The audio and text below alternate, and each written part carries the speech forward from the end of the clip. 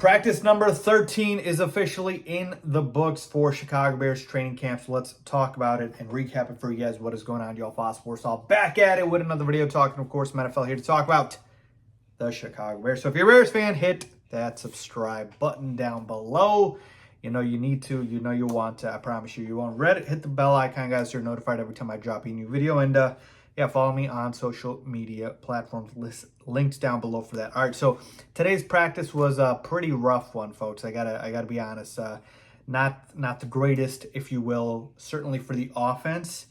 And the defense did definitely play better today. But just before I get into the details, Chase Claypool did not practice today as expected. I told you, obviously, they are not going to risk it with him, and they should not. I don't expect him to play in preseason, and I don't think we see him until week 1 against the Packers. All right.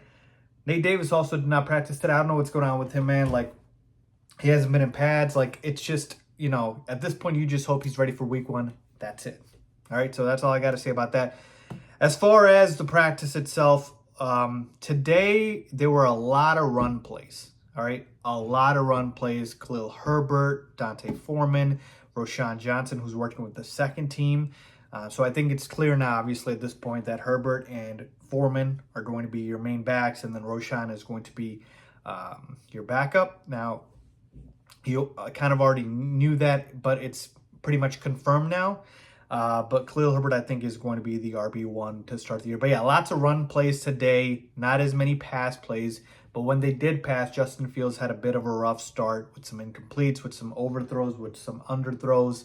Don't get me wrong, right? Like, he had, you know, some nice plays, some passes, again, to DJ Moore. That chemistry has been unreal. And he even found Mercedes Lewis for a couple, the new tight end that we signed.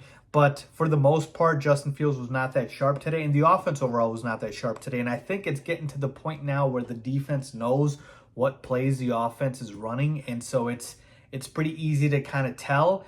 And we're at that point now in training camp where it's like, we need to get ready for joint practices. Like, we need to see that, and we need to see preseason. We need to see regular season. So, like, that's why I said it's like the dog days of training camp. That's why, you know, I think the offense is struggling. But let's focus on the good, right? The defense. Andrew Billings, man, he is a monster in the middle. This man just eats up space, and he is just an absolute run stuffer.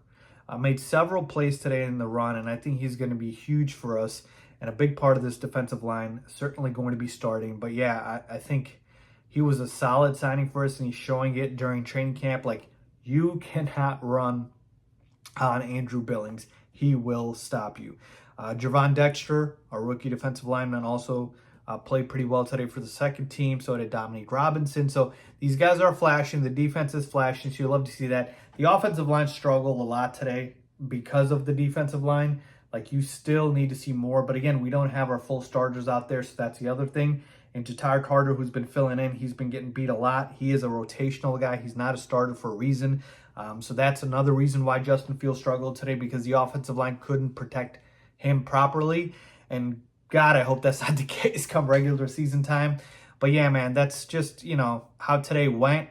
And, you know, I wish it was different, but you're going to have a couple of these practices. And again, I think we're just at that point now where the defense kind of has figured the offense out, seeing them so many times. And we're just waiting for things to kind of shake up here. Let's get to joint practices and deal with that. So that's pretty much it for practice number 13. As far as the main takeaways, let me know what you guys think, man. Leave a comment down below with your thoughts, as always. Thanks for watching.